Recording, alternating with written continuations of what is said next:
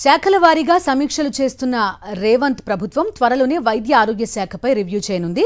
తెలంగాణ ప్రభుత్వంలో డిపార్ట్మెంట్లలోని అన్ని వివరాలతో పాటు మెడికల్ కాలేజీలపై ఫోకస్ పెట్టింది కాంగ్రెస్ సర్కార్. తెలంగాణలో ప్రభుత్వం మెడికల్ కాలేజీల వివరాలు తయారు చేయాలని అధికారులకు ఆదేశాలిచ్చింది.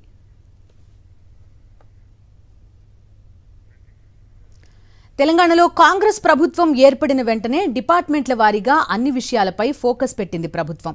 ఇప్పటికే విద్యుత్, ఇరిగేషన్, సివిల్ సప్లైస్ ఇలా ఒక్కో శాఖపై ప్రత్యేకంగా దృష్టి పెట్టింది. ఒక్కో శాఖ పనితీరుపై ఆరా తీస్తున్న ప్రభుత్వం తాజాగా మెడికల్ కాలేజీలపై ఫోకస్ పెట్టింది.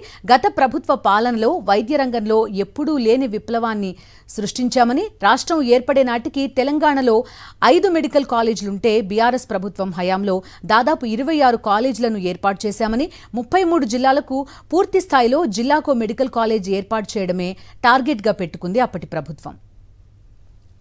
అయితే ప్రభుత్వం మారడం, కాంగ్రెస్ ప్రభుత్వం రాగానే మెడికల్ కాలేజీల నిర్వహణ, గత ప్రభుత్వ హయాంలో మొదలైన మెడికల్ కాలేజీల పరిస్థితిపై ఆరా తీసింది సర్కార్.